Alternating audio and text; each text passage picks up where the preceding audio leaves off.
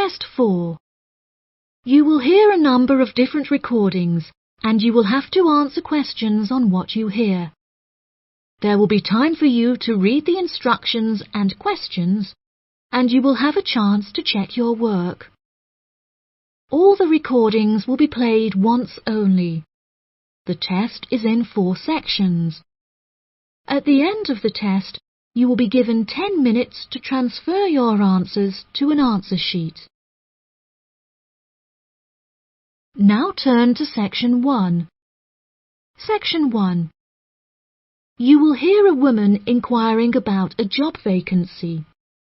First, you have some time to look at questions 1 to 4.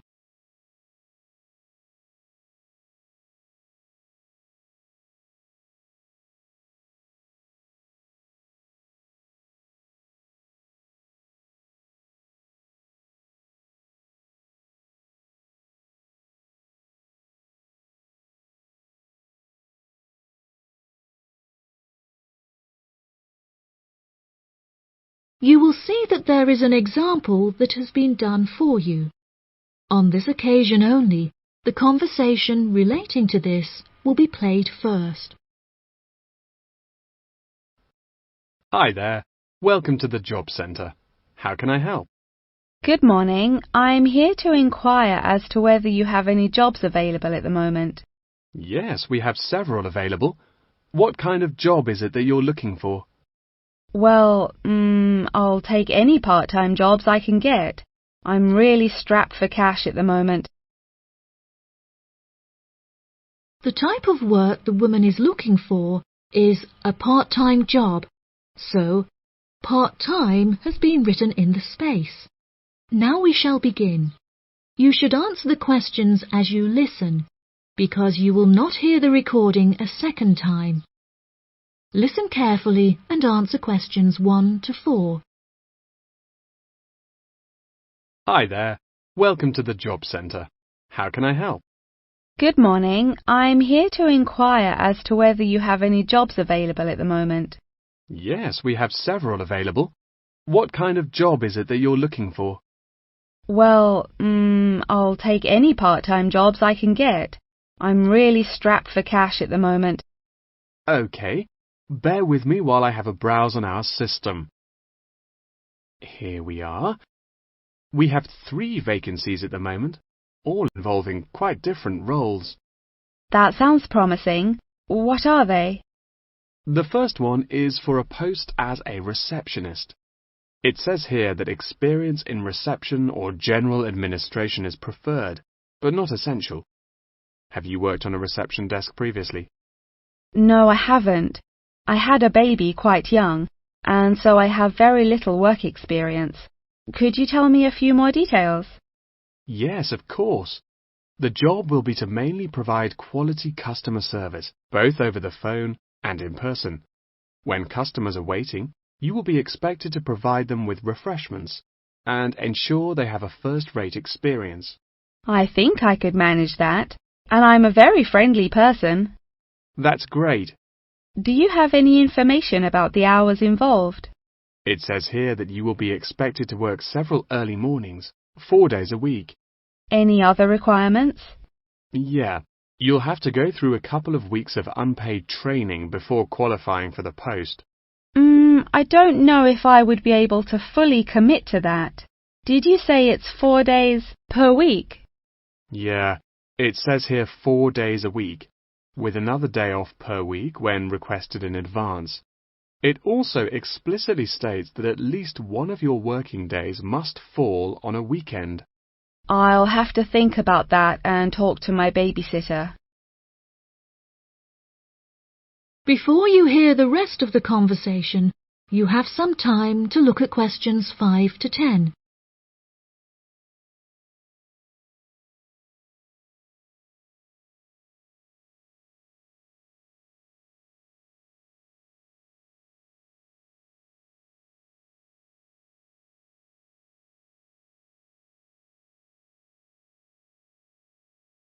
Now listen and answer questions 5 to 10. Are there any other roles beginning later in the day? Yes, There's an advertisement here for a driver. It says you'll need a clean and valid UK driver's license, with absolutely no exception. No problems there. I passed my test first time and have never received any points. It also explicitly states that you must be over 25 and have been driving for at least 6 years. That sounds quite exciting. Is there any more information? Yep, it says here that working hours are flexible and the employers are happy to work within your personal schedule since they employ multiple drivers. That's great. The employers ask for a commitment to either mornings 5 days per week, evenings 5 days per week, or 3 full working days per week. I'm sure I can handle all that without a problem. As well as driving the employers to and from work, they will ask you to perform various duties on their behalf, such as collecting the grocery shopping and picking their children up from school. Do they need me to work a day on the weekend as well? No, it says here that they only require you to work on weekdays, not weekends. That sounds interesting. OK, there's only one more left, another customer service related post. It looks like it requires you to work short hours, quite late at night, so it might not be suitable for you. Do you want to hear about it anyway? Yeah, can't do any harm. OK, so it's a post for a cashier in a cinema in the centre of town. I'm sure you've been to the cinema a few times, so you can guess what kind of role it would be. They're quite short and late shifts, between 5:30 and 10:30 most nights, with slightly longer shifts on Friday and Saturday nights. Can you tell me what the job involves? Yes, sure. It says that you'll be required to sell and dispense tickets and provide refreshments. Also, they ask that you be quick on the computers, since you'll also need to take bookings over the phone, but you'll receive basic training for that. Do they need me to work weekdays as well? Well, it says here that if you request at least a fortnight in advance, they will grant you a day off on Mondays, but never on a weekend. I'll think it over and let you know later. Thanks for all your help. That is the end of section 1. You now have half a minute to check your answers.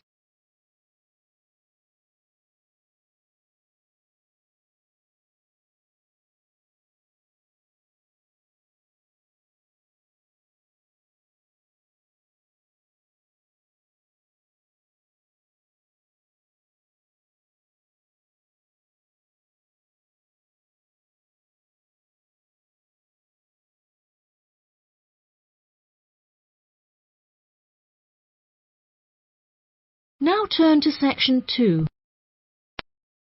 Section 2. You will hear a representative from an organisation called Connection giving a talk about a homestay organisation. First, you have some time to look at questions 11 to 14.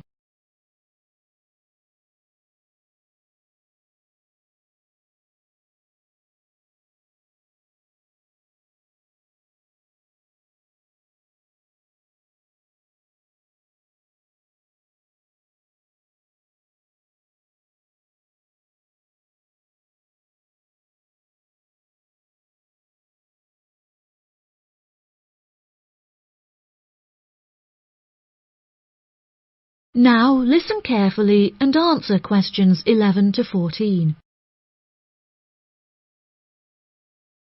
Thank you all for coming to my talk this evening.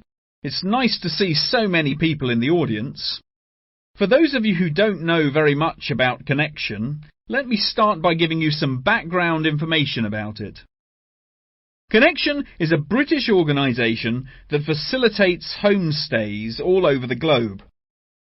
This organisation prides itself on matching tens of thousands of host families with guests every single year, allowing travellers to discover a country's culture in a way like no other.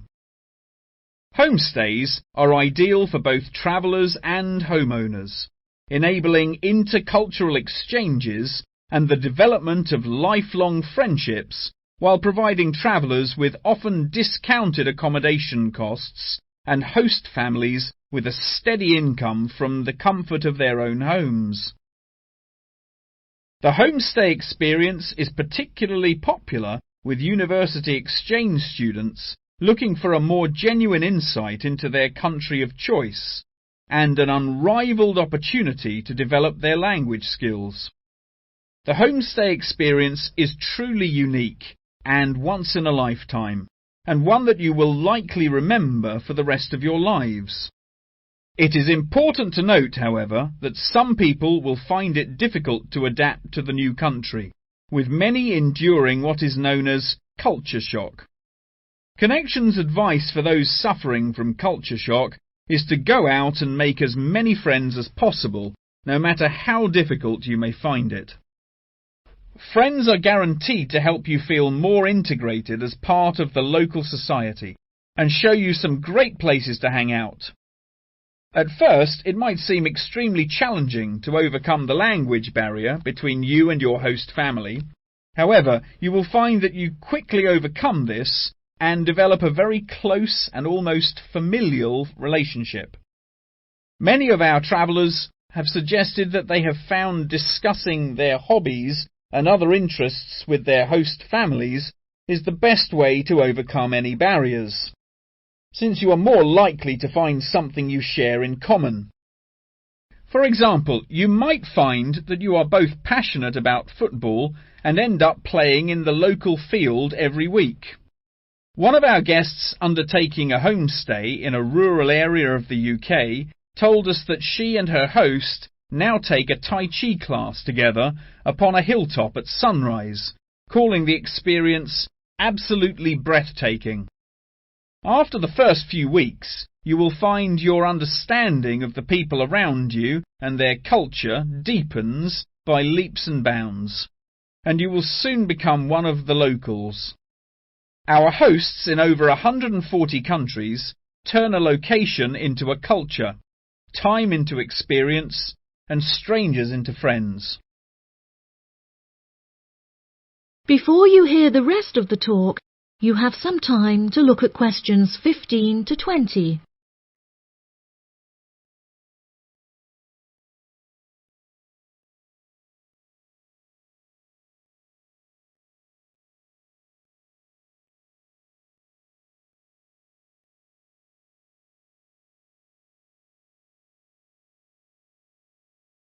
Now listen and answer questions 15 to 20. So how can you find out about applying for a homestay? The best way would be to visit Connection's website, www.connection.com, and contact one of their friendly advisors for more information. Once you have confirmed your interest in the service, we would strongly advise that you remain in close contact with the registration office, which will send you several emails keeping you up to date with potential matches in your country of choice. Once registered, Connection will require you to send various documents and will act as an intermediary between you and the host family prior to final confirmation and payment. During this stage, Connection will ask you to provide 2 photos, one for the host family and the other for our own records. Please ensure that you sign the back of each photo. Due to the nature of the service Connection provides, security is an absolute must, and they will ask you to send in photocopies of your passport, birth certificate, and a bank statement as confirmation of your identity. On receipt of these documents, the official process will begin and your bank account will be debited for the initial deposit of £200. If you haven't received any acknowledgement confirming receipt of these documents from us within 7 working days, please contact the main office. As I mentioned before, due to the nature of the organisation, Connection operates a meticulous screening process, and all applicants will undergo an interview in our head office in London, with exceptions made in extreme circumstances. After your interview, it may take us several weeks to carry out the decision process, so please be patient with us. If you would like a fast-track service, please indicate this on your application, and we will notify you of the additional charges. Finally, once we have come to a result about your application, you will receive a decision in the post. If you do not receive an offer of placement, we will refund your deposit within 7 working days. That is the end of section 2. You now have half a minute to check your answers.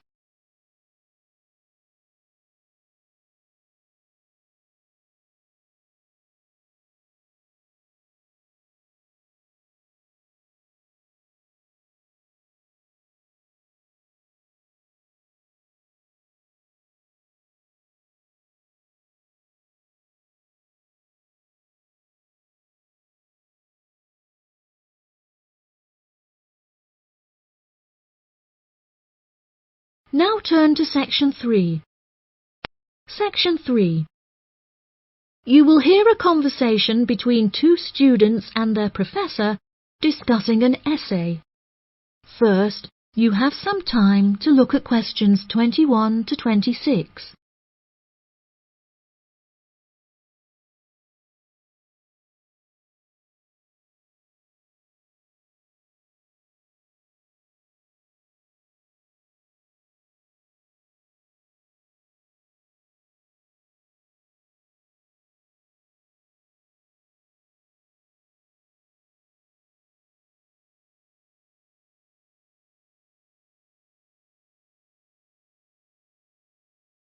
Now listen carefully and answer questions 21 to 26.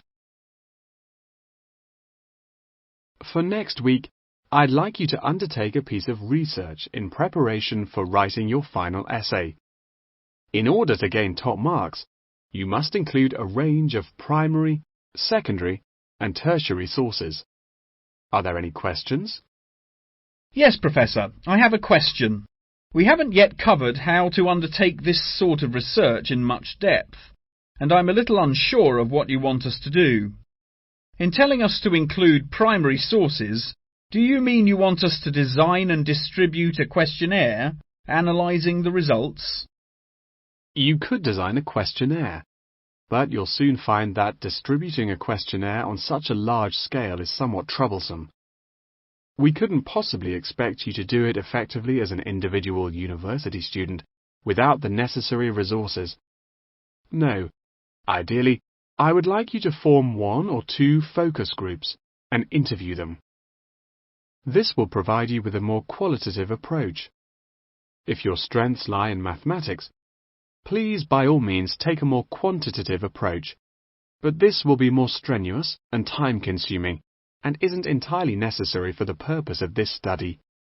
Professor, you haven't told us what our project is about. Do we get to choose our own topic based on the previous study? No, I'm afraid not. This will be a strictly Australian study.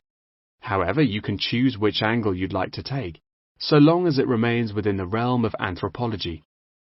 Does anyone have any questions specifically about the formation of the focus groups? I'd had several emails about this, and I'd like to address it now. My study is related to growing up in Australia, and the question of nature versus nurture.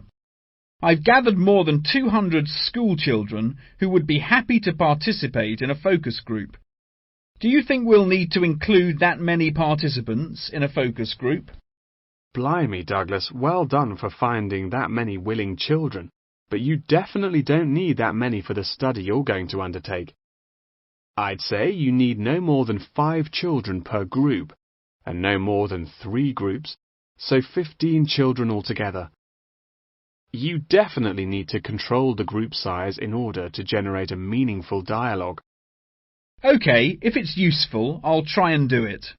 I appreciate your enthusiasm for the project, but there are plenty of different ways to gather data, and I'm sure that if you look hard enough, you'll find someone who has conducted almost the exact same research in the past. My advice for you is don't be too ambitious, and try to include as much information about various people or sectors. For those who haven't ever collected original data before, what do you suggest we do? I would suggest that you read accounts from other people who have undertaken such research to see what advice they can give. I would also encourage you to read Chapter 8 in the course textbook, which should give you a good introduction to collecting data. Moreover, you should try to practice using the data table provided in your course handbook. By now, you should have read at least 6 or 7 books giving quite detailed instruction on how to go about collecting data. Professor, I don't know about everyone else, but I'm having trouble reading the books. I had a really big assignment for another course, and I've been spending all my time on that. Jane, have you read all the books the professor mentioned? Well, my trouble is getting hold of the books. I've been to the library several times, but all the books are out. Sounds like you should have started borrowing books a bit earlier. Yes, I should have. But I got several ones from my friend a couple of days ago. I just skimmed through them and don't remember a lot of the information. Before you hear the rest of the conversation, you have some time to look at questions 27 to 30.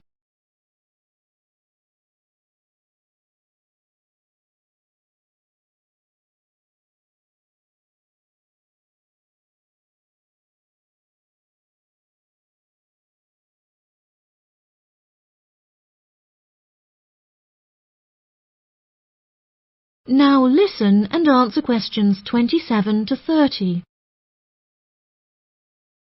But now let's look at these things. We'll need to start thinking about which ones we'll definitely want to do for the project. OK, the first one here is the final report. If you like, we can work together on the research and data collection side of the project, and doing the final write-up. Cool, that sounds good. I'm not sure how much I'd be able to contribute, considering I haven't had a chance to read the course material, but I should be able to prepare some sheets and a list of questions that can be used during the focus group sessions. That sounds appropriate. I think so too. Do you think we'll need to write a letter to send to the participants, telling them the time and place for the interviews? Positive. I can take care of that. Well, that's great. I should also include a document for them to sign, saying that they're happy to be voice recorded. Oh yes, of course, I forgot about the transcript. That'll likely be a big job, so let's do half each. I'll do one of the groups, and you can do the other, OK? Sounds like a plan. That is the end of section 3. You now have half a minute to check your answers.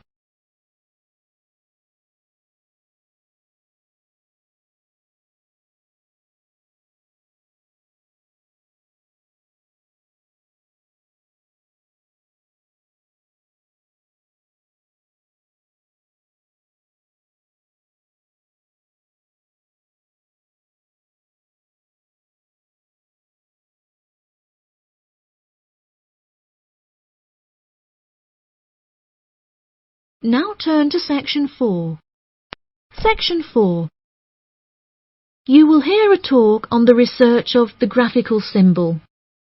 First, you have some time to look at questions 31 to 40.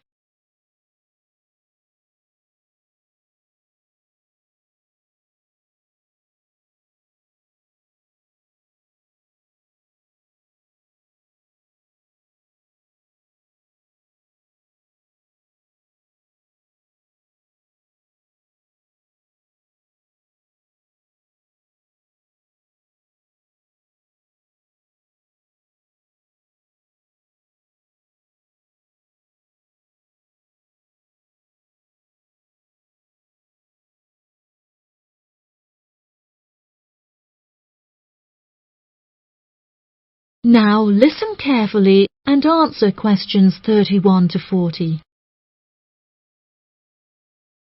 Good morning, everyone. Today I'm going to talk about the graphical symbol. A graphic symbol is a written symbol that is used to represent speech, such as those used in the Greek alphabet. The term graphic symbol encompasses anything from the logographs used in Egyptian hieroglyphic writing to ancient Chinese pictograms. Early symbols were based on pictographs and ideograms before they were developed into logographic writing systems. These systems are still in use in some non-literate cultures in Africa, the Americas, and Oceania. Indeed, elements of pictography are still found in modern Chinese characters, and it is often an interesting exercise to trace the origins of some Chinese characters. Pictographs remain in common commercial use today as signs, instructions, or statistical diagrams. Road signs and public toilet signs, and even flat pack assembly instructions utilizing pictures, are considered pictographic. Ancient graphic writing systems provide researchers with a wealth of knowledge about past civilizations. In 1799, one of the most important historical discoveries was made by accident when members of Napoleon's expedition to Egypt found a stone in Rosetta that exhibited 3 different scripts. The stone, now known as the Rosetta Stone, was studied in significant depth by scholars and was first deciphered by Frenchman Jean-François Champollion in 1822. He was able to correctly determine the phonetic values of the symbols, and later research has confirmed his findings. In many of these symbols, lines are used to portray a multitude of meanings, and knowledge and understanding of these lines holds the key to comprehension of graphic writing systems. A key moment in the history of communication was the invention of the camera obscura, or camera. Although the concept can be traced back to the 5th century BC Chinese philosopher Mo Ti, the first photographic image was ultimately created in 1826 by Joseph Nicéphore Nicéph. Photography, as it was later known, enables researchers to piece together and better understand history. Today, photography forms a huge part of everyday life, and most publications contain a vast number of photographs. Photography is used in advertising and is now becoming a way to increase awareness of existing world issues. For example, animal welfare charities are increasingly using photography to advertise animals that are at high risk of endangerment. Charity workers are sometimes flown to far-flung locations to document the suffering endured by high-risk animals in an attempt to raise human awareness of their consumption activities and how they impact others. One recent high-profile campaign was undertaken by attaching a camera to the foot of a bird in order to obtain photographs of the animals in their natural habitats and understand how often they come into contact with human waste. A soon-to-be-released documentary about the suffering of animals on Midway Island shows the full extent to which human consumption is harming animals thousands of miles away from us.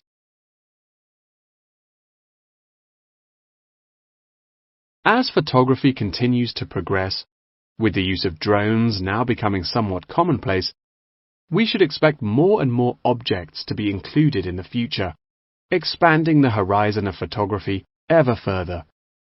Indeed, the downward pressure on traditional media prices means that media companies are being forced to get creative on how to make a profit.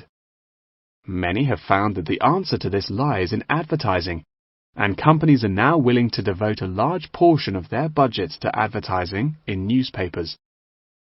By the same token, marketing has become an essential part of a company's business model, often meaning the success or failure of a company. As a result, much time and money has been pumped into the development of effective branding, with attractive packaging playing a large role in this. However, many governments are now seen to be cracking down on marketing and packaging in an attempt to protect consumers from being misled. In particular, tobacco companies are now subject to ever-increasing regulation. For example, in the United Kingdom, legislation is soon to pass preventing any form of branding or differentiation on cigarette packaging in efforts to curb the harmful effects of smoking. Finally, one must not forget the fundamental role that graphic writing systems have had to play in mathematics. Graphs, icons, and diagrams often form the very basis of these branches of academia. Indeed, one needs to look no further than chemistry's periodic table to see a perfect example of graphic writing systems in use today. That is the end of section 4. You now have half a minute to check your answers.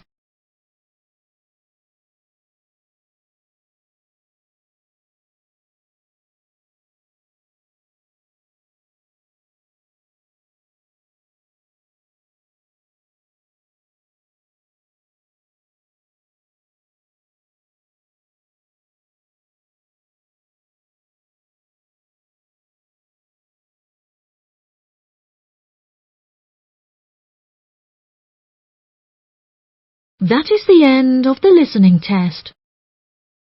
In the Ielts test, you will now have 10 minutes to transfer your answers to the answer sheet.